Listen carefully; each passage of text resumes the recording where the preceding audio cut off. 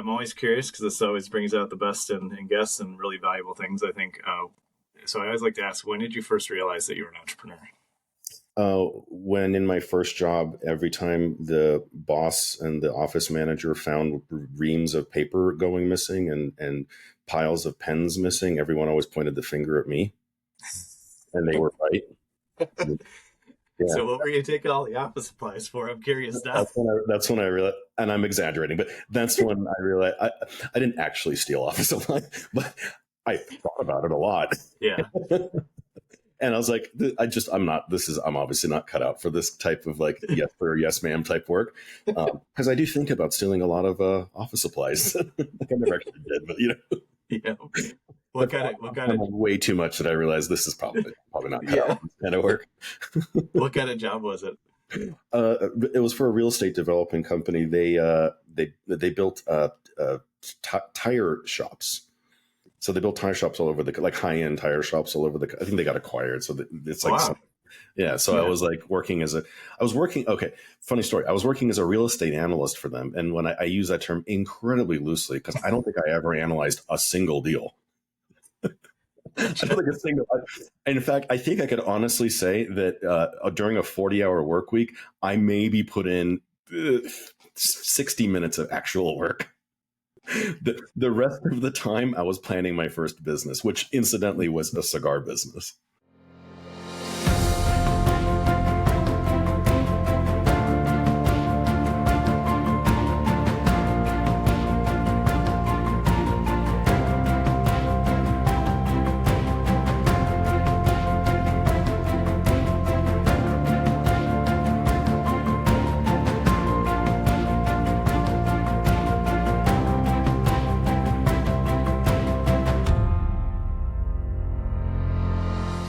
Welcome back to the show, everybody. I'm really excited for this interview with my new friend, Peter Roth of Scalify.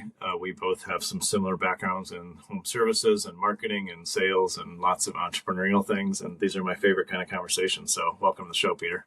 Yeah, man. Thank you for having me here. I really appreciate it. Yeah, so I'm always curious because this always brings out the best in guests and really valuable things, I think. So I always like to ask, when did you first realize that you were an entrepreneur? When in my first job, every time the boss and the office manager found reams of paper going missing and piles of pens missing, everyone always pointed the finger at me, and they were right. Yeah. So what were you taking all the office supplies for? I'm curious now. That's when I realized, and I'm exaggerating, but that's when I realized I didn't actually steal office supplies, but I thought about it a lot. Yeah.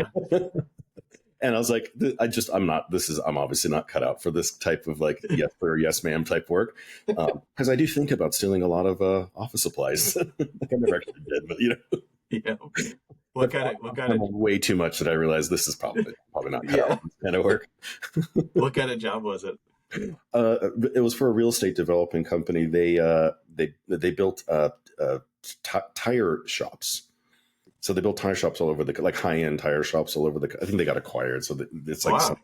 I was like okay, funny story. I was working as a real estate analyst for them. And when I use that term incredibly loosely, because I don't think I ever analyzed a single deal. I don't think a single. In fact, I think I could honestly say that during a 40-hour work week, I maybe put in 60 minutes of actual work. The rest of the time, I was planning my first business, which incidentally was a cigar business. I love it. I'm still in the cigar business today. I don't talk about it very much, but 23 years later, I'm still in the cigar business today. So, but yeah, I spent the whole time. I was young. I was like 24 years old, and I was just sitting there on my first, real job. And the whole time I was sitting behind a desk, at the laptop, just like planning out, what the business was going to be like. And every time the boss would run by, I would just switch screens real fast.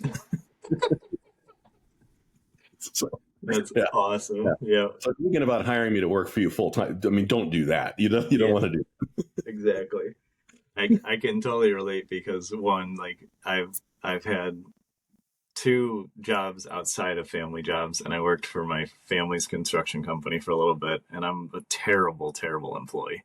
Because I don't want to listen to the way people want to do it, because most of the time, and you mentioned high-end tire shops. I worked with, I think they're still the number one auto retail repair shop in the country for like 9 months. And I was like, I just can't do it. I just quit one day. I'm like, nothing is being run effectively. There's a million better ways to do this. What you promised isn't true. You know, Yep. all those things. And it's, there's plenty of us that fortunately are born relatively unemployable. And I'm also super grateful that there's plenty of people that aren't entrepreneurs. So I always say, if we were all entrepreneurs, talk about a world of chaos. Totally. Yeah, totally. It would, Oh, it'd be a yeah, nightmare. just, Yeah, it'd be a nightmare. Nothing would get done. It would be everyone was going, I got a great idea. Who's going to do it for me? exactly. Yeah. And it makes me, your story kind of makes me laugh too, because one of the things that I've learned over the years as an entrepreneur is that if you don't really properly utilize people, they will steal from you. I know you said you thought about it and didn't, but if you don't really give somebody a full, purpose driven, position, and they don't understand what value they're contributing to, then they're going to sit and do whatever they want. And it's a huge drain on the organization when we're not deploying resources effectively as entrepreneurs. So What's that saying? I can never. I'm terrible at saying. What's that saying about boredom is the devil's workshop or something like workshop? that. Yeah, you get the yeah. Yeah. If you let someone be bored, their mind will go to dark places for sure. Exactly. Yeah, So you plan out your cigar business, and then did you quit and start that? Was that the next thing you did, or did it take more time? Oh yeah, right away. Oh well, I got fired. Yeah. Oh, I did get fired. surprisingly. Yeah, I did get fired. Yeah, let's just put that. Yeah, I totally got fired. I didn't last very long. I was like maybe several months, 3, 4, 5 months, something like that. Totally got fired. And I think the guy who fired me, he's like, I'm firing you because like I don't think you want to be here.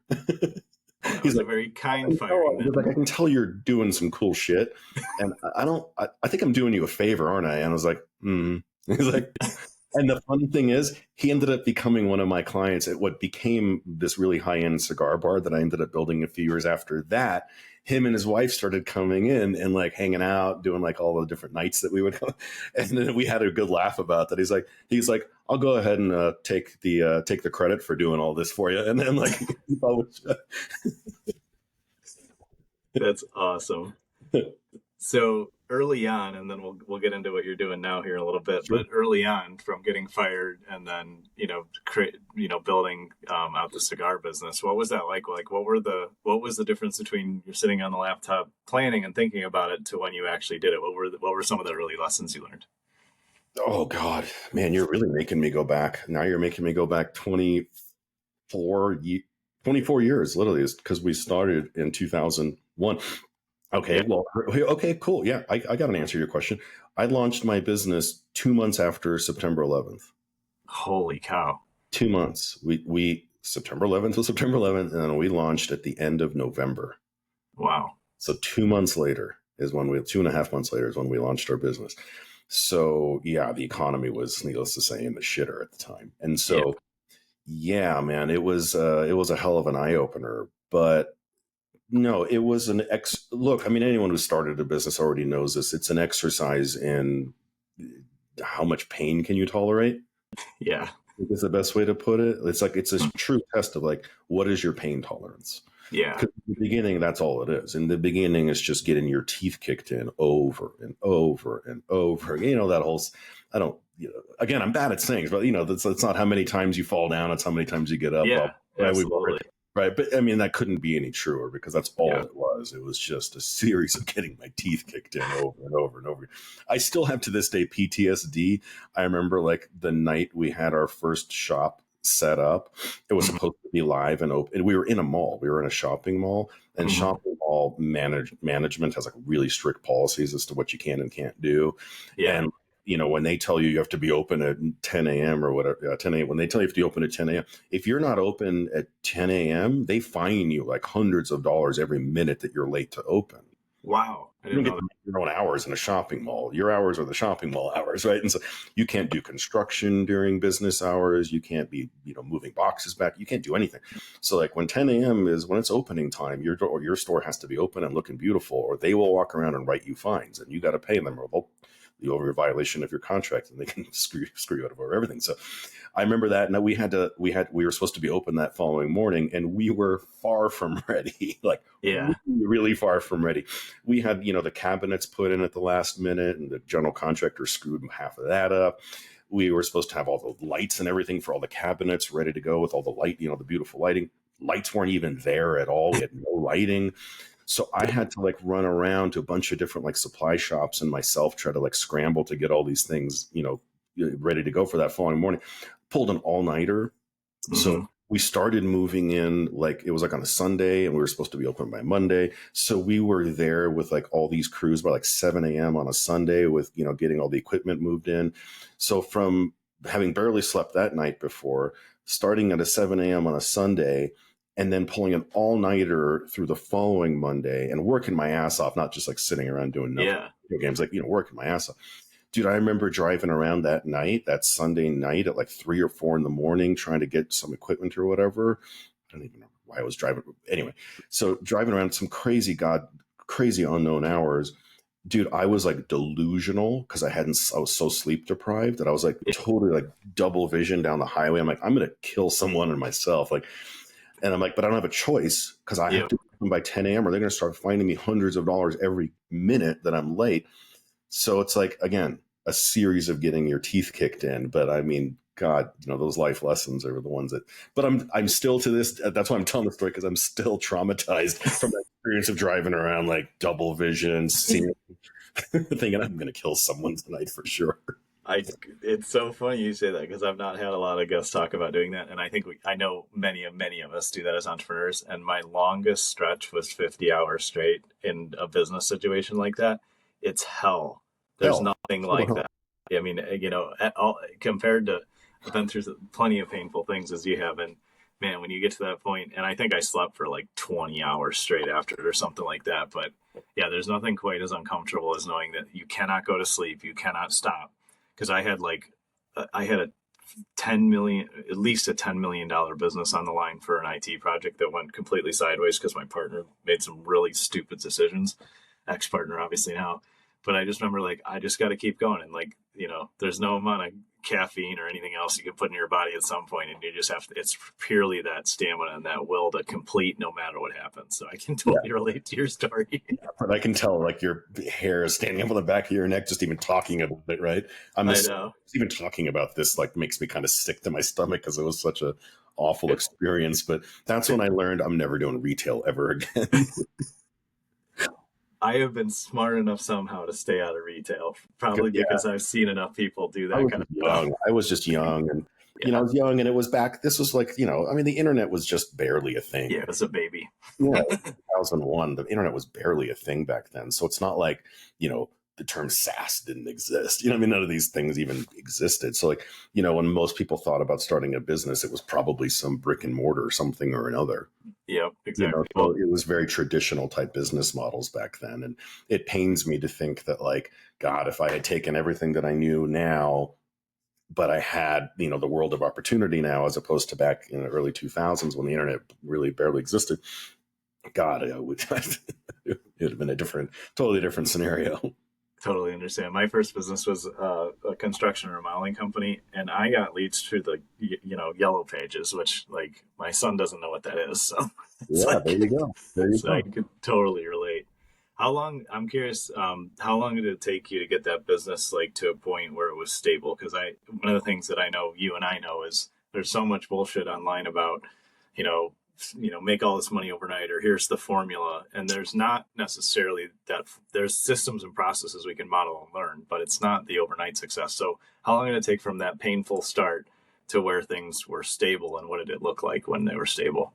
Don't hate me when I tell you this. I got lucky. I got really lucky with that. Every so often you get lucky, right? Yeah, absolutely. I can only say I've gotten lucky in life, like, maybe twice, 3 times in my whole, I'm 49. Like, so I can honestly say maybe twice or 3 times I could truly chalk it up to just fucking luck, like right place, right time. I mean, I could say, well, you did the right thing to put yourself in the right, but still, like, even still, it could not happen, right? There's no reason why it shouldn't have. Those types of occurrences have only ever happened to me. I'm telling you, I can think of 2. Yeah. And this was one of them. The business just started working on day number 1 through nothing of my own accomplishment. Wow, it wasn't because I did anything. I had a good idea, and I just did it at the right place at the right time. Yeah. Like I said, I was 24 years old. I didn't know shit about shit. Okay. I was 24 years old. All I knew was that I wasn't, like I told you, I wasn't going to be a good employee. I wanted to start my own business. My whole family was like entrepreneurs because we're immigrants, we're Russian immigrants. So that was just like in my lifeblood, Yeah. time. And so like I knew I wanted to start my own thing. I didn't really care what it was. I pretty much made the bold declaration and said, I'll fucking clean toilets for a living if I have to. I'll start my own toilet cleaning business. Yep. I just don't want to work for someone else. Mm-hmm. And so the only thing that like popped into my dumb 24-year-old brain at the time was, I like cigars. Let's do a cigar shop, And so, Yeah. but it happened to be the right, again, luck. It happened to be the right thing. It happened to be that like I was right for once, like Yeah. very few times am I right about most things. This time I just happened to be right. Like there was no competitors, zero. I opened up in a mall where it was a, high income mall with high traffic, negotiated a pretty decent lease. Mm-hmm. And I started, right after September 11th, so that clearly wasn't good luck.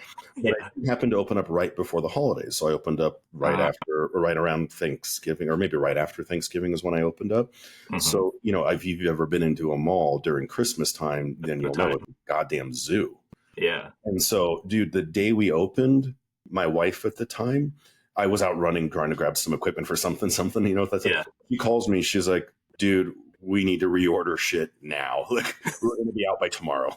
Holy cow, We're that's halfway awesome. sold out of everything in the store. We're going to need more shit like overnight. So pay whatever it costs overnight, everything, because we're going to need shit like tomorrow, the day after, because it's crazy busy in here. So honestly, like I said, right place, right time. Yeah. I certainly can't chalk it up to me knowing I was 24. What the fuck did I know at the time? I didn't know anything. So it was just right place at the right time. So like I said, that's one of two times. And that business just kept doing well for a long time until COVID came around and kicked that right in the face. That's awesome. I've had experiences like that too. I always say like, I work really hard, so on occasion I get lucky. And then what's been interesting for me is like my construction business, I got lucky around that time period too, because I found Lead Magic, which is Home Advisor today, and nobody knew how to use it. And so I just bought all their inventory, and it was total luck because it was just a matter of somebody else didn't know how to use online lead generation. And that's how I scaled that business. So I completely relate to that. And then what's interesting is I lost that business in the housing market crash because I thought you could just sell your way out of all problems and not have financial management control and all that stuff, which is not true. But then getting into, what that's really was the origin of starting my agency, once I lost that business. And I was like, oh, like sales and marketing should be easy across the board. And I'm like, oh, it's not. Like, it was so much harder. So like I've had a couple lucky moments, and then sometimes I'm like, I don't know if I like that I was lucky, because it gave me a taste of what isn't always possible. So Yes. Yeah. No, I totally hear you, man. Yeah. Like I said, I've literally been able to count how many times I've truly gotten pure, like we get lucky all the time, right? They just not that interesting. Like the story just doesn't amount to anything that's like really interesting, but like where it could lead to something interesting, I'm telling you, twice in my life. Oh, I totally understand. It's when you hit that stuff in right time, right place it's virtually impossible to plan that or do that. So and you got to be able to pounce on it quickly. Yeah, exactly. And even though I was lucky early on, and I've had some incredible good fortune and luck on some things, it's like I don't build plans that way or strategy that way because it's too hard to replicate, and you can't scale based on getting lucky. You could go to the casino and do better than trying to be lucky in business. So. Oh yeah, absolutely. Yeah. I agree. Yeah, awesome. And so what I really want to talk about today with you is what you're currently doing, because we do a lot of the traditional SEO and pay-per-click and full brand management and the whole marketing strategy for clients, but in the home services space, it's always a struggle because of all the clients we've worked with over the years, and I was in home services and all that, like to really drive lead volume and appointments and all that is extremely difficult for the business owner, especially because in all industries, it's not, marketing isn't unique. 80% of people that say they can do your marketing for you have no idea what they're doing, and they're not bad intention, I don't think, overall, but they don't actually have the skill set for it. And as business owners, we know we need to have that repeatable system that we can scale over time. So what is the company that you're focusing on today, and how did you get into that? So my company is called Scalify, and I think the best way to describe it is God, I keep meeting these sayings all the time. I'm always trying, like, I don't even know why I bother because I never remember any of them. You got to write them down and make up your own. Start writing them all down, tattoo on my arm before I ever get on another podcast ever again. But what is the saying? It's like, what was once old is now new again. Yeah, exactly. I build outbound telemarketing call centers, right? And it sounds kind of old school, but it works, right? Yeah. And I'm not going to say it's like a lost art, but a lot of people have kind of forgotten about it because people get so caught up in digital marketing, which I think is great. I'm not anti. Yeah. I think that the two should be married together, right? Everything scratches everything else's back. Absolutely. But you always need to hire a specialist in that particular thing. I think you should always warn people, like, don't hire a jack of all trades because we already know how that works out, right? So like, find a specialist who does that particular thing really, really awesomely, and then pair it together with another specialist who does their thing really awesomely. And so the thing that we do really awesomely is we build outbound telemarketing call centers. And I guess the big question I think everyone should be asking is why? Like, why would I want to do that? And the greatest answer, I think, that someone actually told me, I didn't even invent this answer. They're like, Peter, like, it's really cool that you're helping me build this call center because now I feel like I own my own lead generation company. Yeah. And I was like, oh yeah, you're right. You do. And that's what I was like, God, I'm glad other people tell me the good things about my own business sometimes, like, oh, you're absolutely right. Now I say it all the time and I pretend it's my own, but it's not, Yeah. This other guy who I built a call center for, he's like, this is awesome because now I own my own lead gen company. I was like, oh, I'm going to start using that. Yeah, I totally agree because it's brilliant because he's like, dude, I never have to rely on other people now to buy overpriced leads, which may or may not scam me and may or may not be shared and may or may not do this or that, right? It's like, now I'm in full, total control over the entire lead generation process of my own company, and I own 100% of it. Yeah. And I'm like, yep, there you go. You got it. Yeah. That's why we're doing this. And so that's my why for people. Before I even get into any detail, it's like, the reason why you should do this is because, like, you don't have to go pay Angie's List or Thumbtack or whatever marketing avenue is common for your particular industry.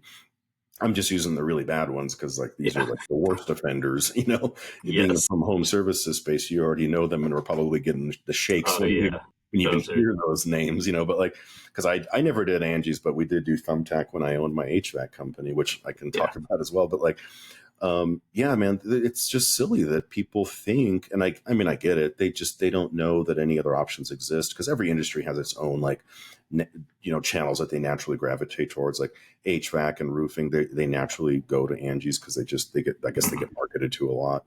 Yeah. But like, if you've done it, it's horrible. It's a terrible experience. It's a ripoff. It's not at all what it's, panned out to be.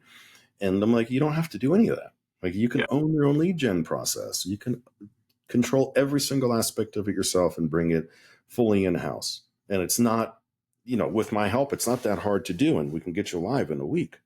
Yeah. So that's why I like it so much, because, like, you don't have to deal, like, running Facebook ads is cool. I'm not I run Facebook ads for my own business, right? Yeah. Because it works for some industries and not well for others. It just depends on what it is, the thing that you sell, And like, if you're in home services, whether it's roofing or solar or HVAC or you're a plumber, whatever, if you're just a normal guy who runs just a normal business selling the normal stuff, I'm betting it's probably hard. I'm betting you're in a hyper saturated sector where there's a million other companies in your exact market, all pitching the same usual thing.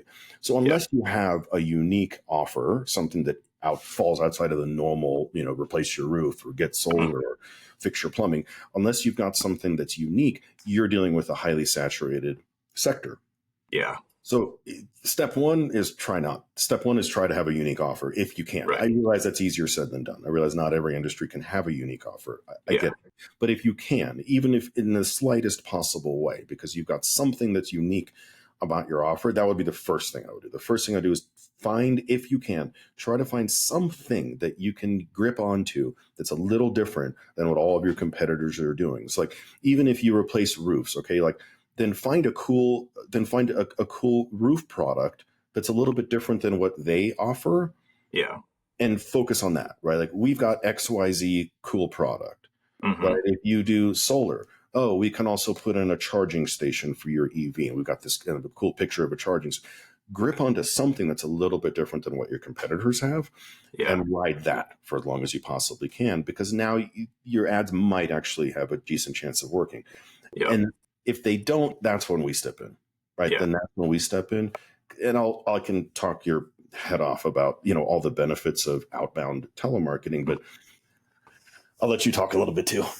No, I love it because what you said earlier on here is like the old becomes new again. And that's what I always remind people is like, there is such a huge opportunity right now for direct mail, for outbound calling, for all the Yes. things that Yeah. are not trendy because becomes a wide open channel. Like Yep. 20 years ago, my mailbox was full of advertising. Today, if I get, there's plenty of days I don't get mail. Yep. Isn't that And amazing? it's like, yeah, it's crazy. And so now finding it's a wide open opportunity again. Exactly. And I really like what you talked about because the same thing we talk to, the people that we get to work with, you need to own your marketing. You can't ever put yourself in a position where you're renting some other system or, platform and you don't really own it. And that's why everything we build is in-house in our clients' platforms, everything so they can own it. Because if it's just rented, then, you're losing out and, something goes wrong or you don't pay the cold callers directly or do all those different things. Then ultimately, it's temporary and you can't repeat it and you can't manage it and scale it. And that's the most important thing in your business is you've got to own your marketing. Absolutely. I couldn't agree with you more. And I'll give this example oftentimes too, because some people will be like, okay, well, why can't I just hire you as a call center for hire, and then just pay you per appointment or something like that? And I'm like, we can do that, right? I'm not against that idea. But here's the reality of it is, and you already know this, no one's going to do as good of a job as you will. Yeah. Because it's your ass on the line, not mine. And even though I care, obviously, even though I really do give a shit about your future and your potential and your outcome of how this whole thing works, it's my name on the line and my reputation matters a lot to me. I can't fuck with that anymore. So I can't go around scamming people. I wouldn't be here right now, right? So that, it does matter to me. But even still, I'm not you. Yeah. No one's ever going to do as good of a job as you will. And I'm not suggesting that when you build a call center, you're the one who's going to have to do all the work. That's not what I'm saying. Yeah. What I am saying is that you're going to be in control over every aspect now, and you're going to be able to call all the shots that you want.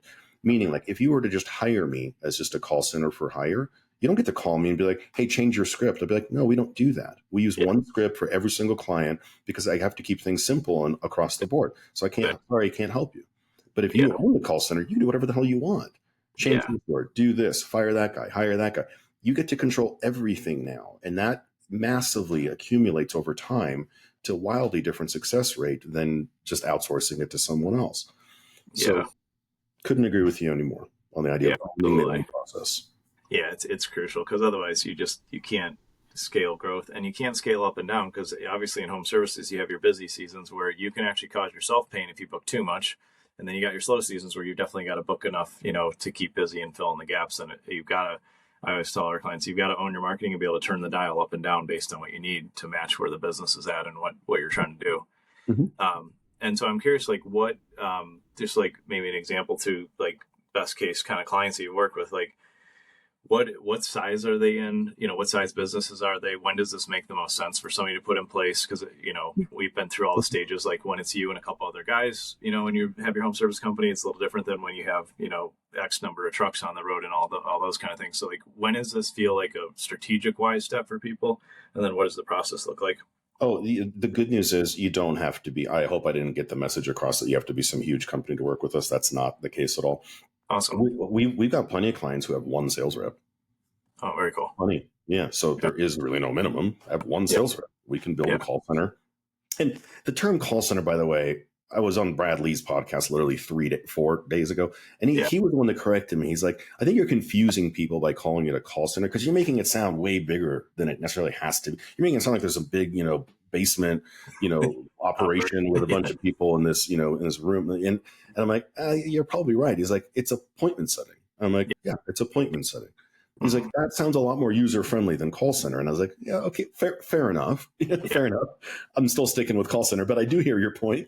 So now I'll just tell your story every single time, clarify. So listen to Bradley. It's not necessarily a call center.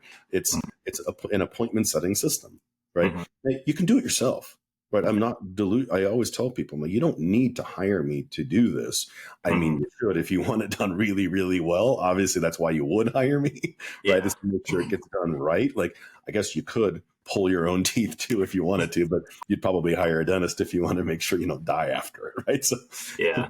like, if you want it done right, look, no, obviously I'm exaggerating a little bit. You could theoretically do it yourself. And I'll just tell you right now, like, there's really 4 components to like a basic a very simple call center build out.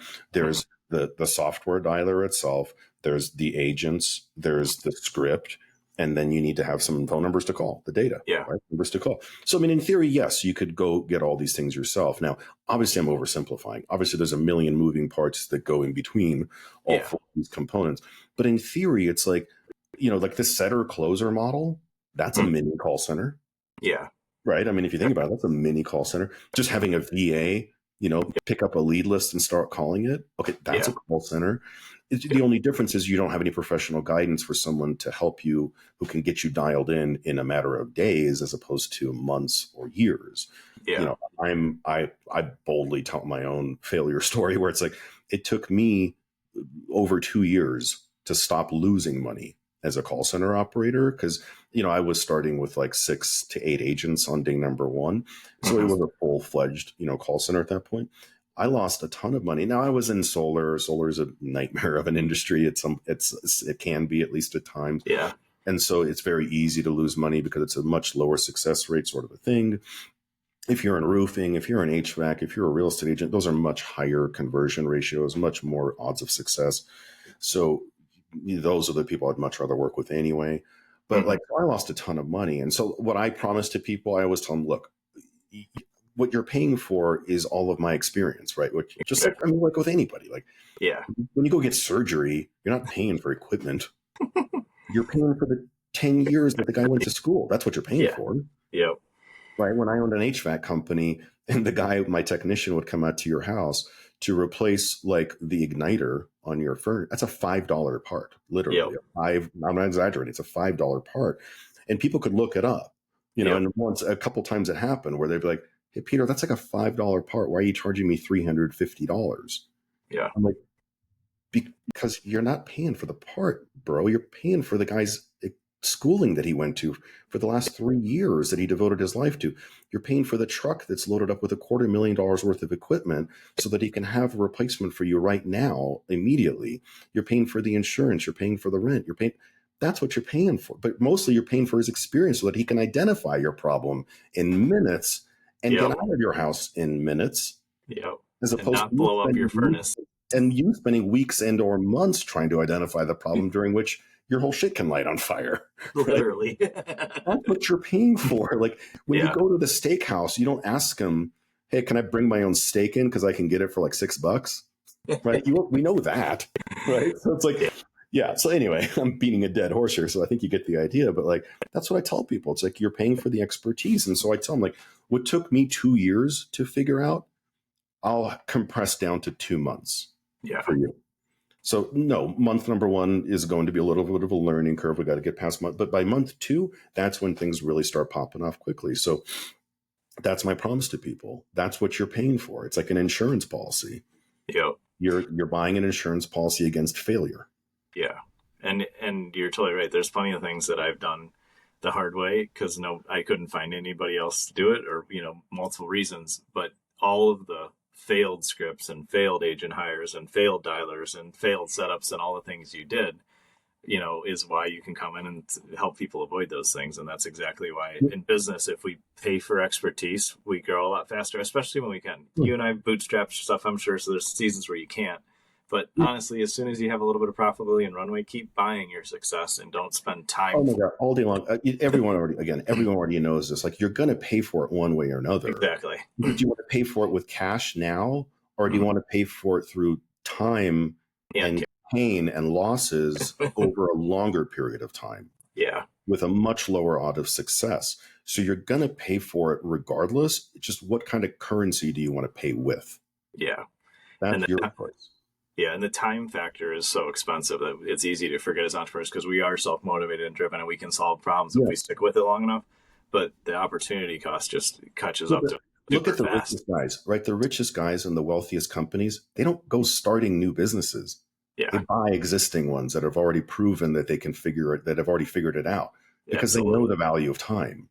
Yeah. they're willing to pay for it handsomely because they understand that, the speed, it's all about the speed. They Yep. don't have the time, or they know that it's a losing equation to sit there and try to figure it out when Yeah. some other company's already done it. Just go buy them. It's the Absolutely. same thing you're doing here. You're just at a lower level. Yep. So, but I always tell people, it's like, well, there's your four components. You could theoretically go do them yourself. Here's the drawback. Here's the scary thing. And I'd rather just put this out into the public right now. So Hmm. like, I'd rather tell people what to look out for, because there are pitfalls to everything, right? Here's the Yeah. big pitfalls that I promise you're going to run into. When your call center operation isn't working, the outcome is that you're either not both.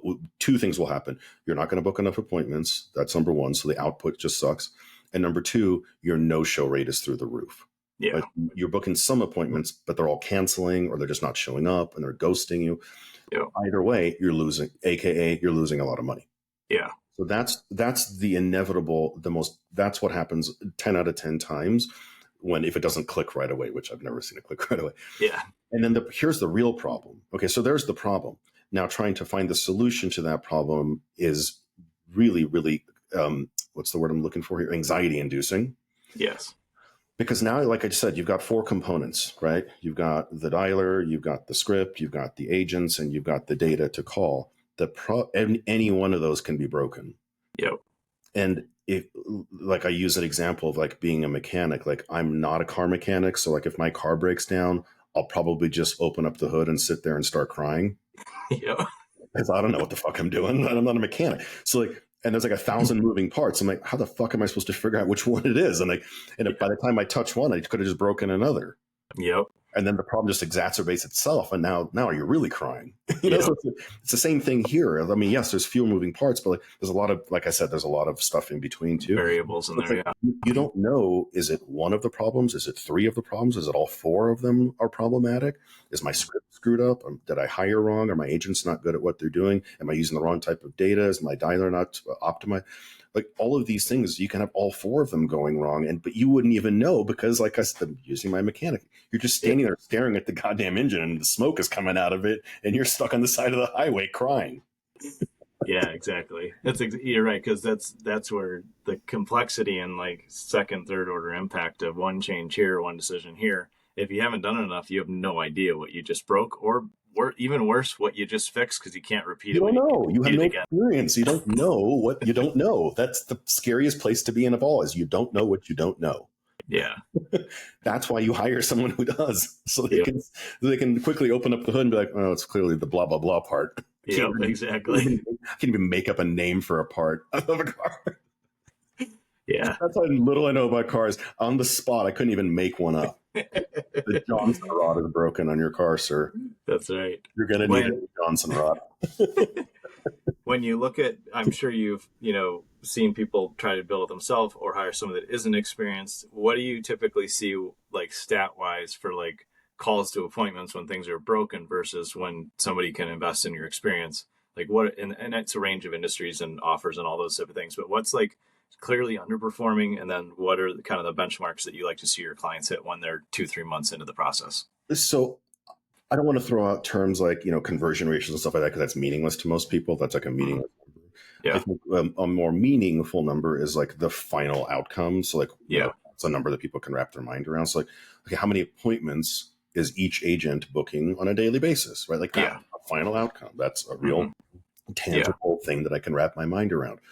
And then more importantly, how many of them are actually sticking? Yeah. Who shows? Yeah, exactly. That's what matters. One thing to book an appointment, it's another thing for it to stick, right? And so it depends on your industry. I mean, it wildly depends on your industry. And then even from within the same industry, it depends on where you are. It depends on your exact offer. So, I mean, there is no one size fits all number that I can spit out there. But, if you hop on a call with me, I can probably pretty quickly give you some quick estimates as to what you should expect from the output from each agent, whether it's, it could be as little as 2 appointments a week. Yeah. It depends on your thing. It depends on the thing that you're selling. And that could be great, because maybe your thing is a 90% profit margin with a $15,000, $20,000 average ticket. Yeah. Great. Just go hire more agents. Yep. Who cares? Just hire more agents. That's fine, right? Or maybe you're a low ticket, right? High volume, low ticket item, but that's meaning probably much less resistance. So maybe like in HVAC, for example, maybe it means you were just pitching system tune-ups, Yep. right? Hey, when was the last time someone looked at your AC? Oh, it's been over a year? Jesus, big problem. Well, thank God we're already in your neighborhood this week. And since we're already there, we're doing it for we're half price, $39. Right. Kind of pencil you in for tomorrow, the day after?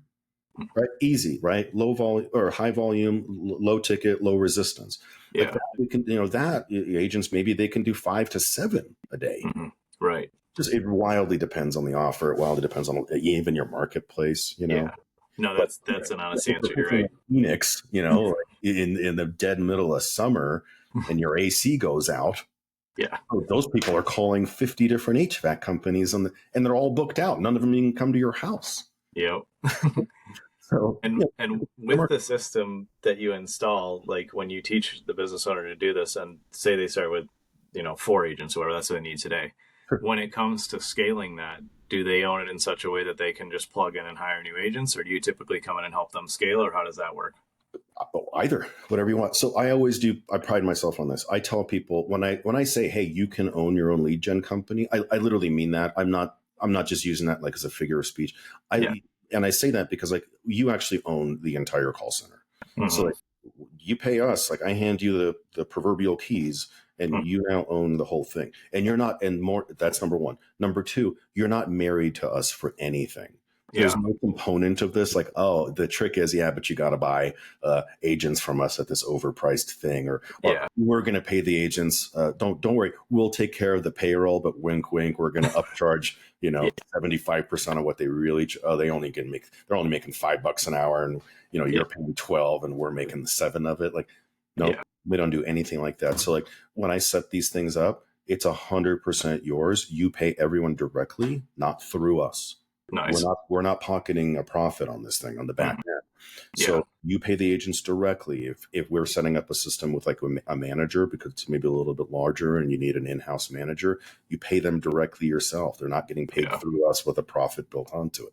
So like when I say like you own it, I mean it. You own it. It's yours. You're not paying us some ridiculous profit on something midway. That's awesome. Yeah. Like we said, that's the way to do it. Because ultimately it's super scalable and you control it, and if it's repeatable, and like you said, as things change in the business, as they will, then you can adjust the offer, you can adjust how you're calling, you can do what you need there. That's awesome. And I love talking to you about this, Peter, because as the old school, in plenty of people's minds, marketing and ways of doing things still work. Like none of that stuff goes away. And when it's less popular, it's a wide open opportunity. And in home services, your appointment rate per week and getting people to show and all of that is ultimately how you're going to scale things and grow the business. And the people that figure that out can scale, and the people that try to do it all themselves, or think that digital is the only way, or anything like that, their marketing, as needs to be holistically looked at, from the offline to the online to, the in customer marketing journey and the referral process and all of those things. So I really enjoyed, walking through this with you and just understanding, how it works. And last thing to touch on, and then we'll let people know where they can find you and consider working with you, is when it comes to somebody that has multiple businesses, do you typically, or there's a lot of these roll up trades now where it's plumbing, electrical, and HVAC, kind of under one management point. In those cases, are you typically setting up individual, call center teams, or do you kind of house those all together with a manager with different divisions inside the call center? Have you done that with, different trade services or different businesses? Mm-hmm. Yeah, we do it both with, like you just mentioned, where there is like, the HVAC is perfect because HVAC does oftentimes include both plumbing and electrical. Yeah. So, and then I've got other guys, and this is where it gets even more exciting, is, you and I both know as entrepreneurs, like we've all got shiny object syndrome, whether we like to admit it or not. We all do. Yes. We're always being like, oh, look at that, right? We're always being sucked to the side with some cool new prospect that sounds so fascinating to us. And so I always remind people, it's like, dude, the coolest thing about having a call center is that like a call center is a call center is a call center. Mm-hmm. Just trade out the widget for another widget. Yeah. Look, I'm not going to sit here and pretend that everything can be sold with a call center. I'm not delusional. Right. No, not everything is a perfect fit. So no, I'm not trying to pretend that. but a lot of things are, like a lot of things are. Almost any home services for the 90% of them, yes. So Yep. definitely home services. But like some of my other biggest clients are real estate agents, Mhm. real estate investors, insurance guys, mortgage guys, like even fundraising, some nonprofits, anything where it makes sense to make a cold call out and Mhm. find some sort of like a data file for that, like a lead source Yep. for that, which we can usually help with almost in most cases. So anywhere where we can get a large enough lead source and a cold call makes some degree of sense, Yep. a call center is your friend. So the answer is like, yeah, we can just combine it under one roof. So like, Mhm. I got guys, we just helped one guy who owns a solar company and a totally separate HVAC company and a totally separate home remediation company. And he's a real estate investor. Wow. We haven't done all of them yet with him, but like I think I just named 4. I think we've done 3 out of 4 with him already, and Nice. no, it's all under one roof. So a virtual roof, let's call it, because Right. we're Exactly. not renting office space. This is all. This is all virtual, guys. Like Yeah. all Exactly. of these people are virtual. Most of them are based out of Mexico, so very affordable labor, but very high talent pool, high quality talent pool. Yeah. Perfect English, 10 out of 10 in terms of fluency. We don't hire anyone without 10 out of 10 English. So Mhm. that's easy to find in Mexico. There's a lot of people like that.